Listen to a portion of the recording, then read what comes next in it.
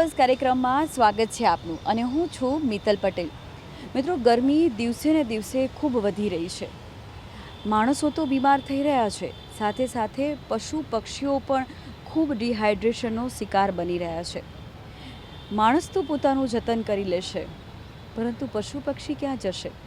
આપણી કેટલી બધી જવાબદારીઓ છે, આપણી કેટલી બધી ફરજો છે, આપણે તમામ ફરજો ચૂકી રહ્યા છે। પ્રકૃતિનું જતન કરવાની ફરજો, આપણે જ્યાં ત્યાં કચરો ફેંકીએ છીએ, પ્લાસ્ટિક ફેંકીએ છીએ, પશુ પક્ષીઓને નુકસાન પહોંચાડીએ છીએ અને આખરે જ આ પ્રકૃતિના સર્કલમાં આપણે જ ખાડા કરીએ છીએ। આજે નિર્માણ પર્સ કાર્યક્રમમાં મહત્ત્વના મુદ્દાની ચર્ચા કરવાની છે।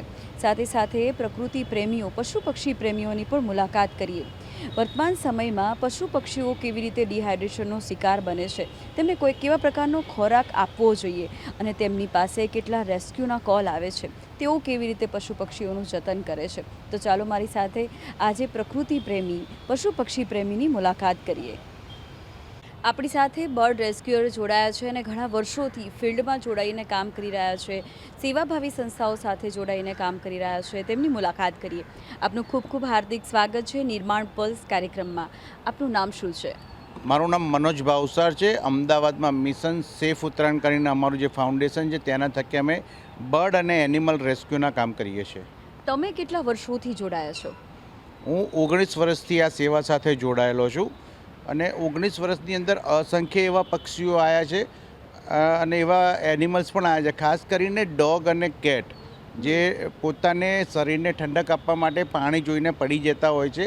તો એવા ઘણા એવા કેસ આવે કે પાણીના હવાડામાં પડી ગયો છે, જે ઊંડા હોય છે અને કૂવામાં પણ પડેલા છે। તમે આ ફિલ્ડ સાથે જોડાયા, તો તમે 19 વર્ષથી જોડાયા છો, તો જોડાવાનું કેવી રીતે બન્યું? જીવનમાં કોઈ એવી ઘટના ઘટી હતી કે બસ અચાનક જ એવું થયું કે તમારે આ પ્રકારની સેવાઓ આપી છે?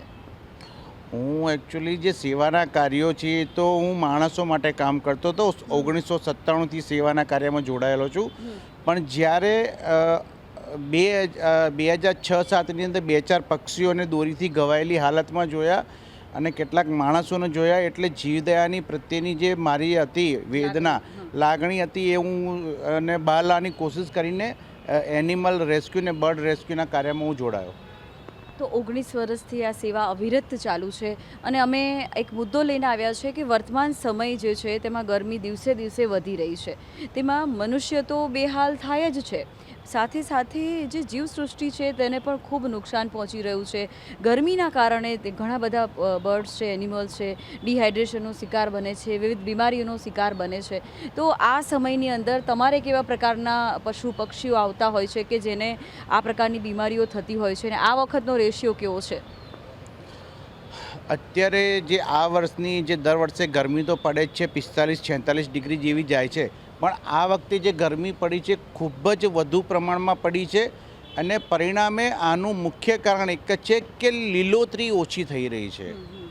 ગ્રીન કવર જે છે એ ઓછું થઈ રહ્યું છે, જેના કારણે વખતના જે તે સત્તાધારીઓને પણ અમે જાણ કરી હતી કે આ લીલોતરી ઓછી થઈ રહી છે, ગેરકાયદેસર કતલ થઈ રહ્યું છે વૃક્ષોનું, એ બંધ કરવામાં આવે અને પરિણામે આ ભોગવી રહ્યા છે। અત્યારે માણસો તો કદાચ ડિહાઇડ્રેટ થશે તો એ કદાચ પડી જશે તો એની મદદ માટે 4-5 લોકો આવી જશે, પણ પક્ષી કે એનિમલ થશે તો એ જલ્દી કોઈ આવશે નહીં। પણ કેટલાકની અંદર હજુ એવી માનવતા છે કે તેઓ તાત્કાલિક અમારા રેસ્ક્યુ સેન્ટરનો સંપર્ક કરે છે અને એ લોકો જાણ કરે છે કે આવી રીતે અહીંયા પક્ષી પડ્યું છે કે એનિમલ્સ પડ્યું છે, તો તાત્કાલિક અમદાવાદની અંદર ઘણી બધી NGO છે જે આ કાર્ય કરી રહી છે અને અમારી પાસે પણ કોલ આવતા અમે દૂર હોતા બી અમારા બીજા મિત્રને જાણ કરીને તાત્કાલિક એને રેસ્ક્યુ કરાવડાવીએ છીએ।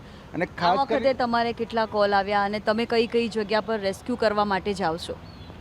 અમારી પાસે અત્યારે રેસ્ક્યુના અસંખ્ય કોલ આવતા હોય છે, જેનું અમારી પાસે કોઈ કેલ્ક્યુલેશન જ નથી, પણ અમારા દિવસના ઓછામાં ઓછા 15થી 17 કોલ આવતા હોય છે, પણ અમે બધી જગ્યાએ પહોંચીને આવડે, અમારા મિત્રો પહોંચે છે। આવા તો અમદાવાદની અંદર ઘણા બધી NGO છે જે આ કાર્ય કરી રહી છે, એટલે બધાની પાસે એવરેજ જોઈએ તો સરેરાશ રોજના 150થી 200 પક્ષીઓ આવે છે અને ઘણી ફેર તો સમડી, જે બહુ ઓછા કેસમાં ડિહાઇડ્રેટેડ થાય, પણ સમડી પણ આ વખતે ઘણી બધી આવી છે અને મારા ધ્યાન પર આવ્યું છે એ પ્રમાણે કદાચ 2-3 પીકોક પણ આવેલા છે, જે ડિહાઇડ્રેટ થયેલા હોય, પણ એની સચોટ માહિતી વન વિભાગ જ આપી શકે.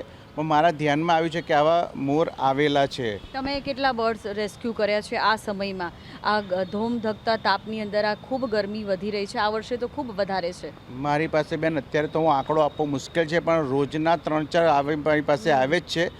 પણ અમારું બીજા એક મિત્રનું છે, ત્યાં આગળ અમે મૂકી દઈએ, ત્યાંથી રિક્ષામાં જીવદયા ચેરિટેબલ ટ્રસ્ટની જે હોસ્પિટલ છે ત્યાં આગળ મૂકી દઈએ છીએ અમે.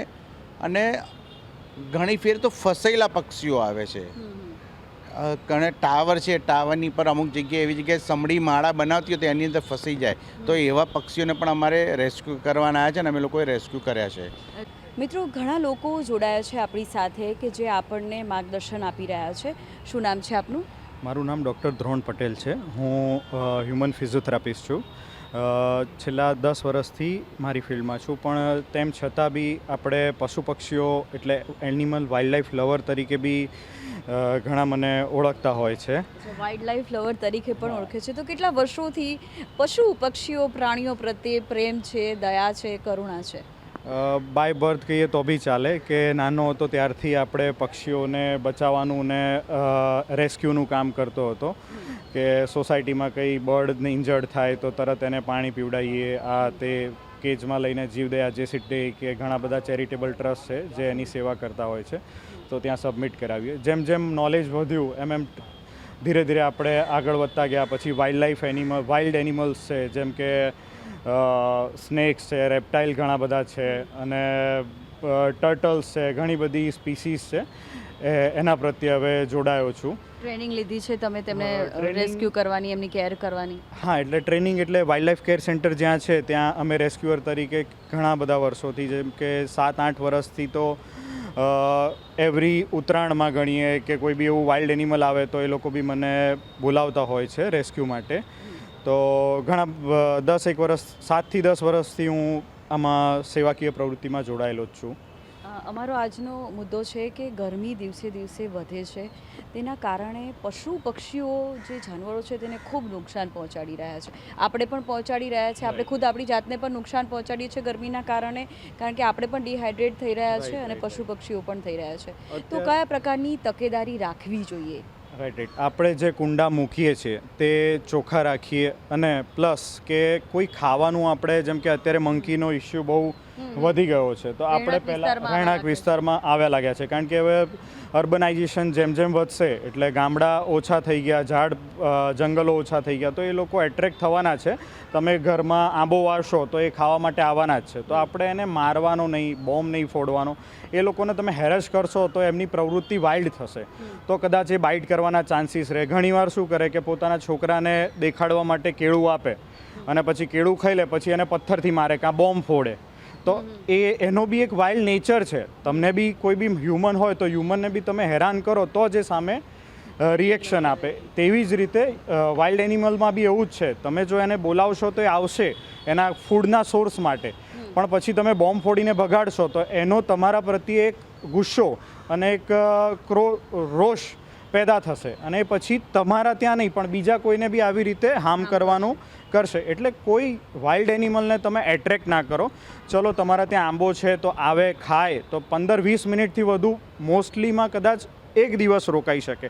એ પરમેનન્ટ તમારા ત્યાં રોકાવાનો નથી, એને તો રોજે રોજ ફૂડ સોર્સ માટે ટ્રાવેલ કરતા રહેવું પડે છે. તો ક્યારેય એ લોકોને હાર્મ ના કરો, અને આવે તો એને ચલો તમારો ત્યાં છાંયડો છે, આશ્રય આપો, અને પછી એની જાતે જ એ લોકો એમનું રસ્તો કરીને જતા રહેતા હોય છે. તો નમ્ર વિનંતી છે કે કોઈ બી વાઇલ્ડ એનિમલ છે, બર્ડ છે, ઘણીવાર મોર બી આવતા હોય છે, તમારા ત્યાં કુંડા રાખ્યા હોય તો ઘરના આંગણામાં અંદર સુધી આવી જાય, કારણ કે આટલી બધી ગરમી હોય તો એ લોકો અંદર આંગણામાં બી આવી જાય.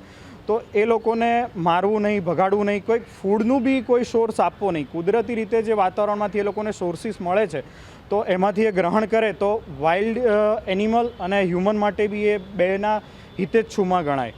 પ્રકૃતિ પ્રેમી આપણી સાથે જોડાયા છે અને ઘણા વર્ષોથી તેઓ પર્યાવરણ બચાવવા માટે અથાગ પ્રયત્ન કરી રહ્યા છે. ઘણા મિત્રોને પણ તેઓ ઇન્સ્પાયર કરી રહ્યા છે, યુવાધનને પણ તેઓ આગળ વધારી રહ્યા છે. વર્તમાન સમયની જે સમસ્યા છે તેના પર ફોકસ કરીને તેને કેવી રીતે નિવારી શકાય તેના માટે પણ તેઓ જાગૃતિકરણના પ્રોગ્રામો સાથે જોડાઈને જાગૃત કરી રહ્યા છે લોકોને. આપનું ખૂબ ખૂબ હાર્દિક સ્વાગત છે નિર્માણ પલ્સ કાર્યક્રમમાં. સર, અમારો આ વર્તમાન સમયનો મુદ્દો છે કે પશુ પક્ષી પ્રાણી ગરમીના કારણે જે પરિસ્થિતિમાં સકળાય છે અને આખી જે પ્રકૃતિની સાયકલ છે એ આપણે બધાએ ખોરવી નાખી છે.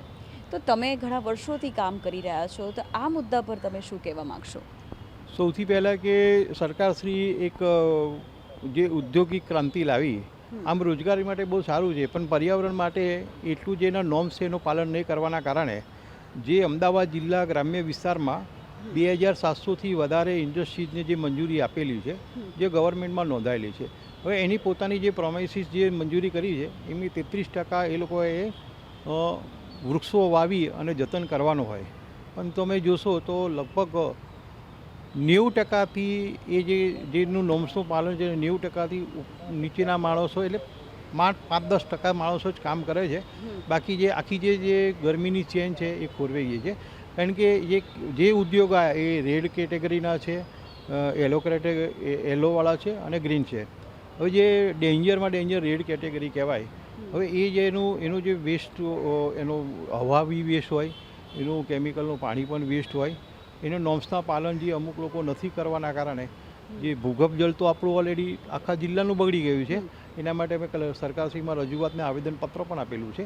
પણ એ સાથે એવું છે કે આજની જનરેશનને અમે એવું કહી રહ્યા છીએ કે જેટલો કોમ્યુનિકેશનની જોડે જરૂર છે એને યુથને, એવું નથી, પણ એની સાથે સાથે જે જૂની જે લોકોની જે રમત રમતા હોય એની સાથે સાથે જો પોતે પોતાનું ફળ ફળાદી જે સિઝનમાં ખાય એનું બિયારણ ભેગું કરી અને એ જે એની ખાતરની દેશી ખાતર અને માટીની અંદર એ એક બિયારણનો બોલ બનાવે, અને જ્યારે વરસાદ આવવાની ઋતુ પહેલાં જે રોડ ઉપર, હાઈવે ઉપર, સરકારી જગ્યા જ્યાં પણ એને ખુલ્લી જગ્યા મળે એ છૂટા ગામડાના વિસ્તારમાં જ્યાં પણ છૂટી જમીન હોય અહીંયા નાખે, તો એમાંથી 10થી 15% પણ જો વૃક્ષો ઉગે તો પણ બહુ સારી વસ્તુ છે.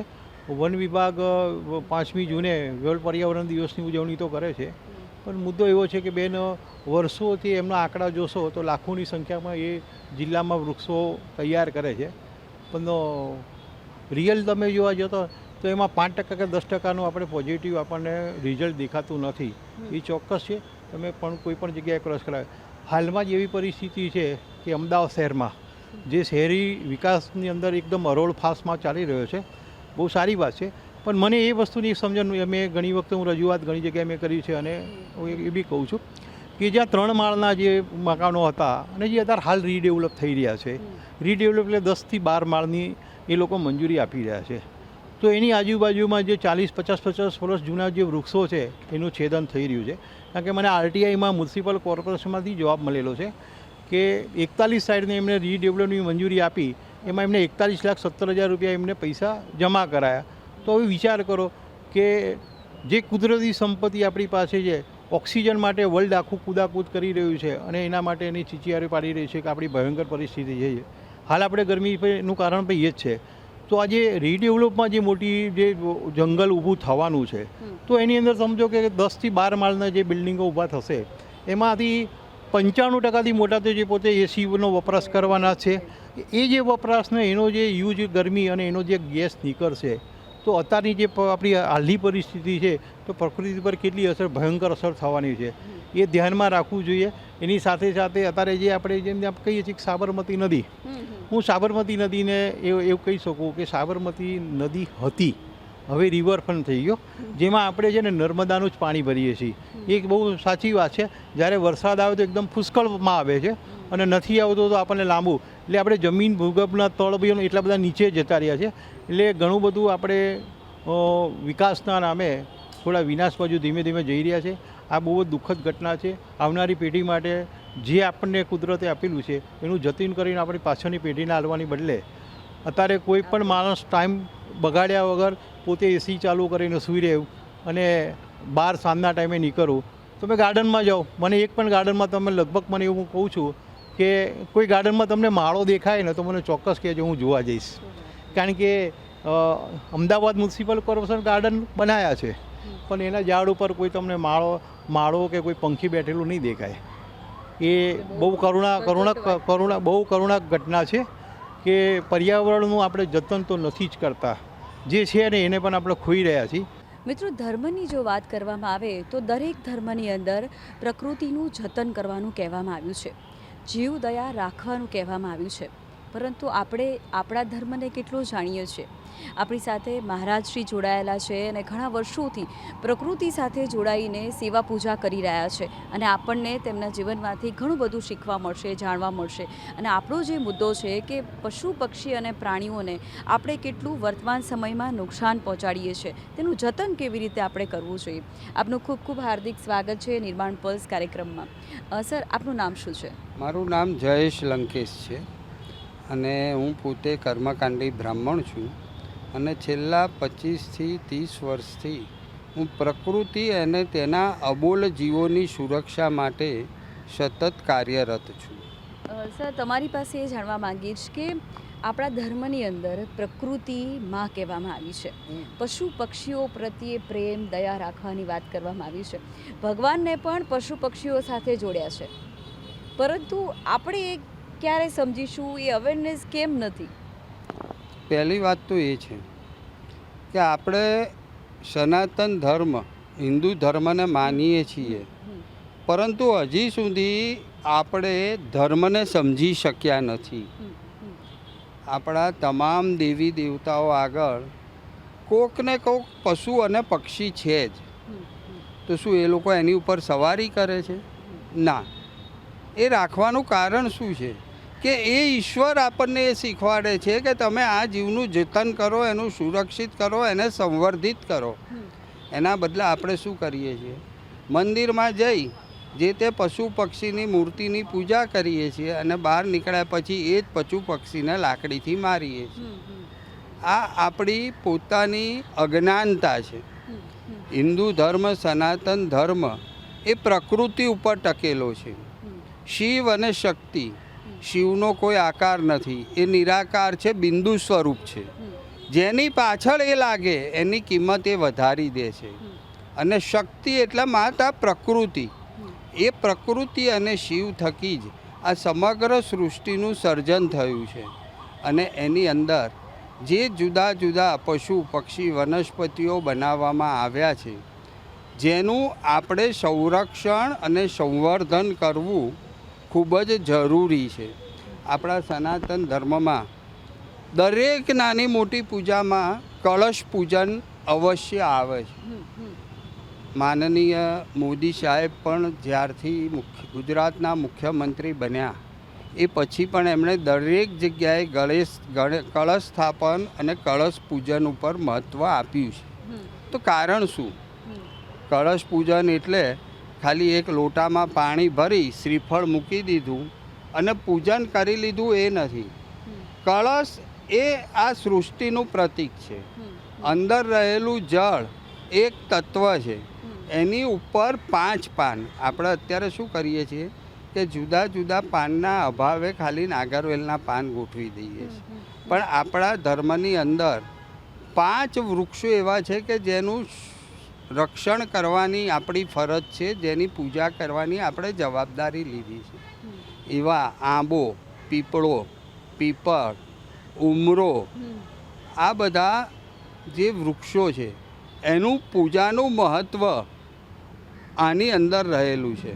પણ અત્યારે આપણે એવું કહીએ છીએ કે ઘર આગળ પીપળો ઉગ્યો હોય તો ભાઈ એને કઢાઈ નાખો, નહીંતર આપણા ઘરમાં મૂળિયા ઘૂસશે ને ઘર તોડી નાખશે. એવી પણ માન્યતા છે કે પીપળો એ પિતૃઓનો વાસ હોય છે ને એવું ન કરવું જોઈએ ને ઘણા બધા એવા સવાલો થતા હોય છે લોકોને.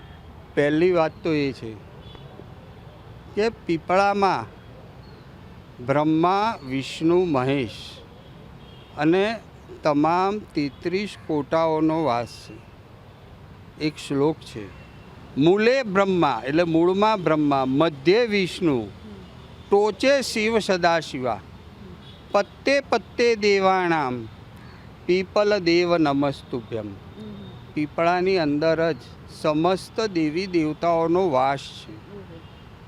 એટલા માટે જ પીપળાનું મહત્ત્વ વધારે છે. આ તો આપણે પ્રકૃતિની વાત કરી રહ્યા છીએ કે ધર્મ સાથે જોડીને આપણે મહત્ત્વની વાત કરી રહ્યા છીએ.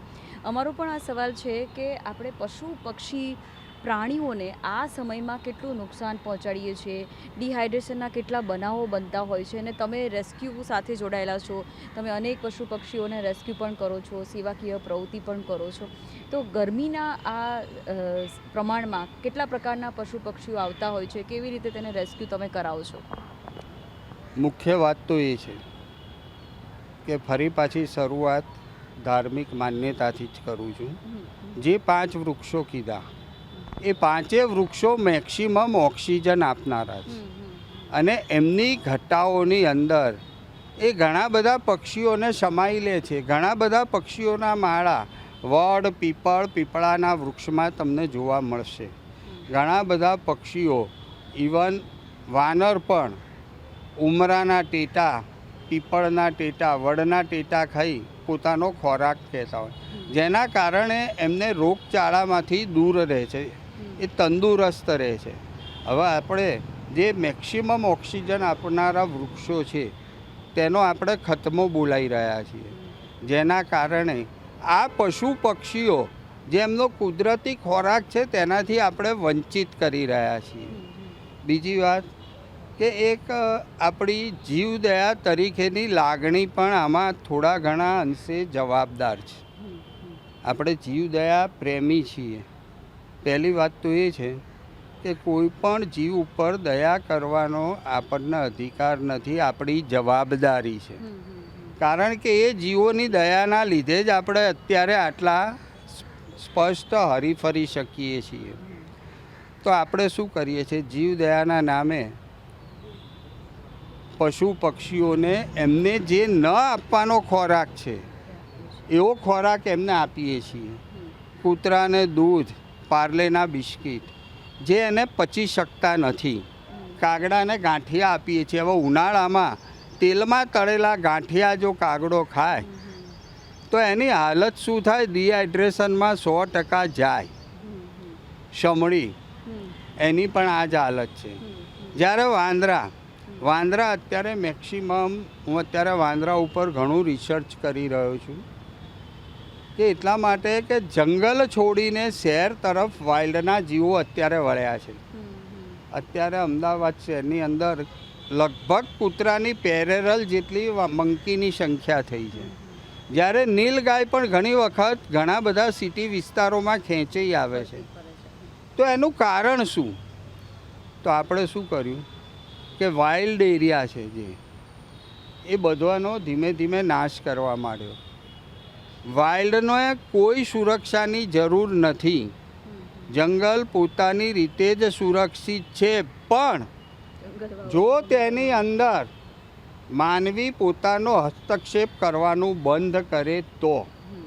એના બદલે આપણે જંગલ દર્શનના નામે જંગલમાં ઊંડે સુધી ઘૂસીએ છીએ, જાનવરોને, છોડવાઓને પરેશાન કરીએ છીએ, અને સૌથી મોટામાં મોટું ન્યુસન્સ એ પ્લાસ્ટિક છે.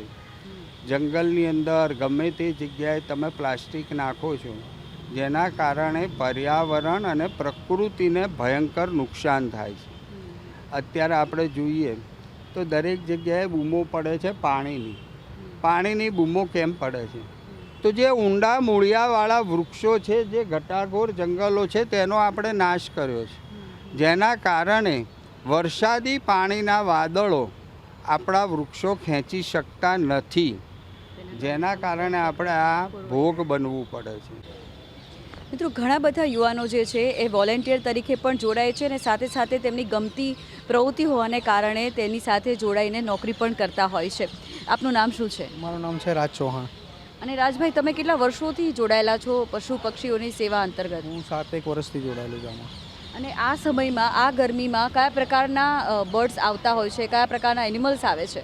અત્યારે બર્ડમાં તો કોયલ છે, કાગડા છે, કે સમડી છે, કબૂતર, તો વધારે ડિહાઇડ્રેશન થઈને નીચે આવતા હોય છે. અને તમે રેસ્ક્યુ કેવી રીતે કરતા હો છો, અને તેને કઈ જગ્યા પર મૂકતા હો છો, અને તેની કયા પ્રકારની ટ્રીટમેન્ટ થતી હોય છે? રેસ્ક્યુમાં તો કેવું છે કે કોલ આવે કે કોઈ જગ્યાથી કે અહીંયા કબૂતર છે કે કાગડો છે કે એ રીતે પડી છે, તો પહેલાં તો આપણે એમ સમજાય છે કે બીમાર છે કે શું છે.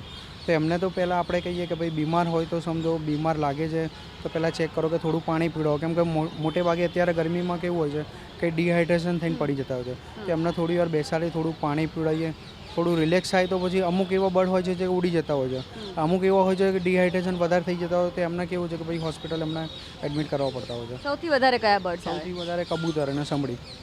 સમડીનું પ્રમાણ પણ સમડીમાં પ્રમાણ વધારે. એમાં બી અમુક લોકો એવું હોય છે કે જ્યારે કોલ કરે તો એ એમ કહે છે કે ભાઈ ડિહાઇડ્રેશન થઈને પડી જાય છે, પણ અમુક જે છે જે કોલ કરે છે એમને એવું એ નહીં સમજતા કે ભાઈ ડિહાઇડ્રેશન થઈને પડી જાય તો આપણે થોડું પાણી પીવડાવીએ. તો પાણી પીવડાવવાની જગ્યાએ એ લોકો શું કરતા હોય છે કે ઉપર પાણી નાખતા હોય છે, એટલે એનાથી ગરમીમાં વધારે પ્રોબ્લેમ થતી હોય છે. અચ્છા, એટલે આપણી અજ્ઞાનતાના કારણે આપણે એને વધારે મૃત્યુ તરફ ધકેલી દેતા હોય છે.